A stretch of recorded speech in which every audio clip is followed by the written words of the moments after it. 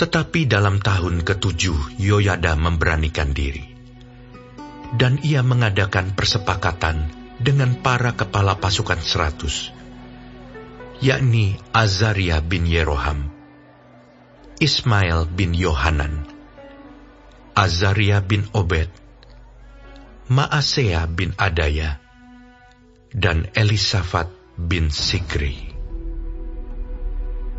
Mereka mengelilingi Yehuda dan mengumpulkan orang-orang Lewi dari semua kota di Yehuda, serta kepala-kepala puak orang Israel, dan mereka semua datang ke Yerusalem. Lalu seluruh jemaah itu mengikat perjanjian dengan raja di rumah Allah.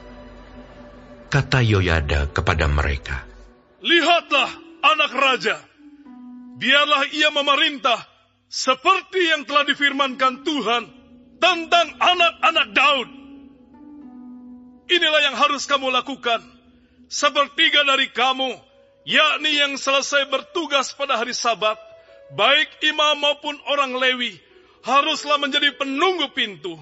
Sepertiga lagi haruslah berada di istana raja, dan sepertiga pula di pintu gerbang dasar, sedang seluruh rakyat haruslah berada di pelataran rumah Tuhan.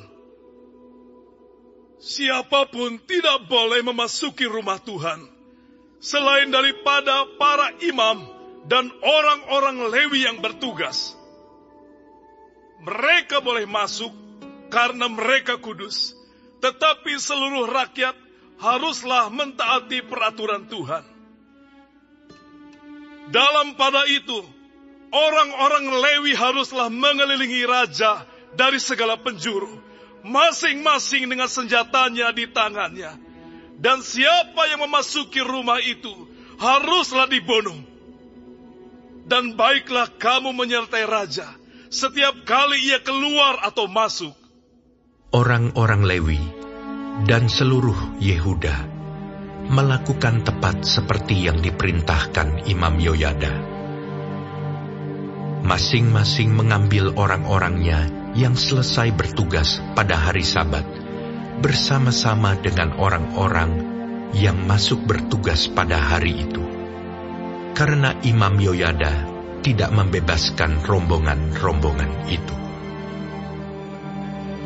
Lalu Imam Yoyada memberikan kepada para kepala pasukan 100 itu tombak-tombak, utar-utar, dan perisai-perisai kepunyaan Raja Daud yang ada di rumah Allah. Ia menempatkan seluruh rakyat, masing-masing dengan lembing di tangannya, di lambung kanan sampai ke lambung kiri rumah itu, dengan mengelilingi mezbah dan rumah itu, untuk melindungi raja. Sesudah itu Yoyada dan anak-anaknya membawa anak raja itu keluar, mengenakan jejamang kepadanya, dan memberikan hukum Allah kepadanya. Mereka menobatkan dia menjadi raja, serta mengurapinya. Lalu berserulah rakyat. Ketika Atalia mendengar pekik rakyat yang berlari-lari menyambut raja dan memuji-muji dia, pergilah ia mendapatkan rakyat itu ke dalam rumah Tuhan. Lalu dilihatnyalah raja berdiri dekat tiangnya pada jalan masuk, sedang para pemimpin dengan para pemegang nafiri ada dekat raja. Dan seluruh rakyat negeri bersukaria sambil meniup nafiri, sedang para penyanyi dengan alat-alat musik mereka memimpin nyanyian puji-pujian. Maka Atalia mengoyakkan pakaiannya sambil berkata, "Hianat! Hianat!" Tetapi Imam Yoyada menyuruh keluar para kepala pasukan 100, yakni orang-orang yang mengepalai tentara. Katanya kepada mereka, "Bawalah dia keluar dari antara barisan. Siapa yang memihak kepadanya harus dibunuh dengan pedang." Sebab imam itu telah berkata tadinya, jangan kamu membunuhnya di rumah Tuhan. Lalu mereka menangkap perempuan itu. Pada waktu ia sampai ke jalan masuk istana raja, pada pintu gerbang kuda, dibunuhlah ia di situ. Kemudian Yoyada mengikat perjanjian antara dia dengan segenap rakyat dan raja, bahwa mereka menjadi umat Tuhan.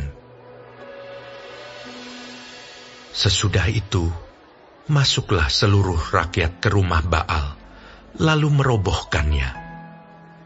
Mereka memecahkan mezbah-mezbahnya dan patung-patungnya, dan membunuh Matan, imam Baal, di depan mezbah-mezbah itu.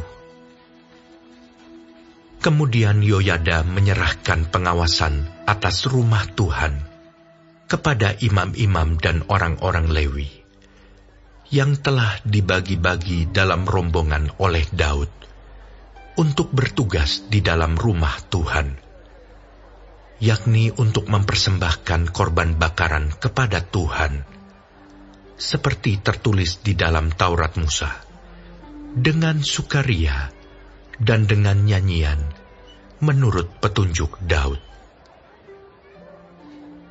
Juga ditempatkannya penunggu-penunggu pintu pada pintu-pintu gerbang rumah Tuhan, supaya dalam hal apapun juga jangan masuk seseorang yang najis.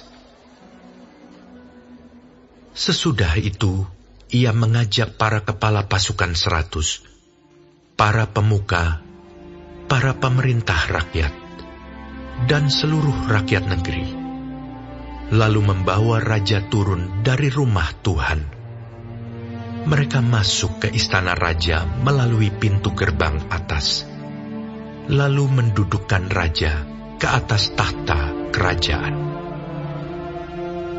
Bersukarialah seluruh rakyat negeri, dan amanlah kota itu, setelah Atalia mati dibunuh dengan pedang.